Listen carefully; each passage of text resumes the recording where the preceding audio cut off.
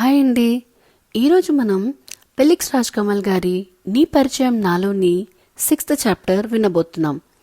వారాంతం ఆఫీస్లో light work మాత్రమే ఉండింది.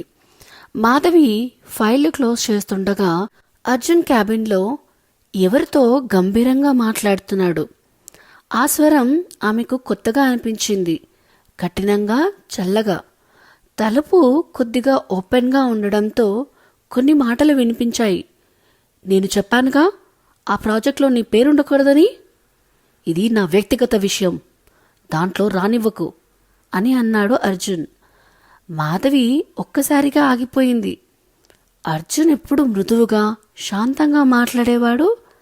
కానీ ఈరోజు ఆ స్వరంలో ఉన్న కఠినత ఆమెను కలవరపరిచింది.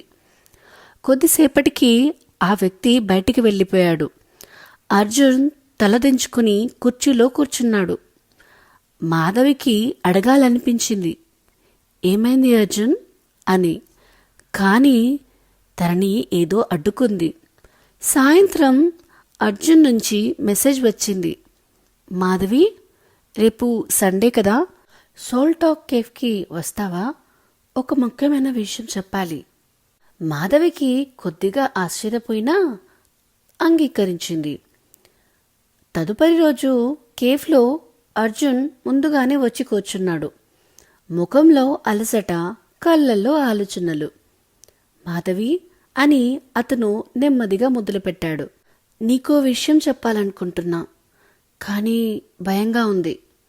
ఏమైంది అర్జున్? నీకు నిజంగా నేనెవరో తెలియదు కదా? నా గతం గురించి నీకు చెప్పలేదు కదా అని అడిగాడు అర్జున్. మాధవి ఆశ్చర్యంగా చూసింది. గతం అంటే? అర్జున్ లోతుగా ఊపిరి తీసుకున్నాడు. 3 సంవత్సరాల క్రితం నేను ఇన్ఫినిక్స్ అనే కంపెనీలో పనిచేశాను. అక్కడ నా సహచరులు, నా జీవితంలో చాలా ముఖ్యమైన వ్యక్తి సిమ్రన్. మేము ప్రాజెక్ట్ మేట్స్గా దగ్గరయ్యాం.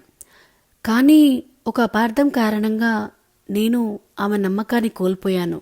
ఆ రోజు నుంచి ఎవరినీ నా మనసులోకి రానివ్వలేదు. మాధవి నిశ్శబ్దంగా విన్నది. అందుకేనా మీరు నమ్మకం గురించి అంత జాగ్రత్తగా ఉంటారు అని అడిగింది. అవును మాధవి, అదే తప్పు మళ్ళీ జరగకూడదని భయపడుతున్నాను అని అంటాడు అర్జున్. మాధవి అతని కళ్ళల్లో చూసింది. అందులో నిజాయితీ ఉంది, కానీ అందులో బాధ కూడా ఉందనిపించింది ఆమెకి. మీరే చెప్పారుగా దూరాలు దగ్గరవుతాయని. కానీ గతాన్ని తలుచుకుంటూ ఉంటే మనం ఎలా ముందుకు వెళ్తాం అని అంటుంది ఆమె. అర్జున్ స్మైల్ చేశాడు.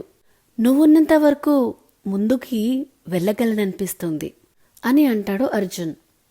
వెలుపల మెల్లగా వర్షం మొదలైంది. మాధవి కిటికీ వైపు చూసింది. ఆ చినుకులు ఆమె మనసులోని అనుమానాలను కొద్దిగా కడిగిపోతున్నట్టుగా అనిపిస్తుంది. అయినా లోపల ఒక ప్రశ్న మాత్రం మిగిలిపోయింది.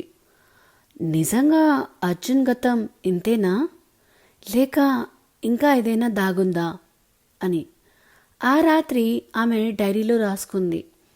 మనిషి తన మనసు చెప్పే నిజాలను ఎప్పటికీ దాచలేడు.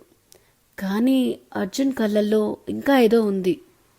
తెలుసుకోవాలనిపిస్తుంది, కానీ తెలుసుకున్న తర్వాత నా మనసు అది తట్టుకోగలదా? ఇదేనండి నీ పరిచయం నాలోని 6th చాప్టర్. ఈ కథ మీకు నచ్చిందని ఆశిస్తున్నాను. ఇలాంటి మరిన్ని కథల కోసం మన ఛానల్ ద నావెల్ విస్పరర్ని సబ్స్క్రైబ్ చేయడం మర్చిపోకండి. అన్నిటికంటే ముందు ఈ వీడియోని లైక్, షేర్ అండ్ కామెంట్ చేయండి.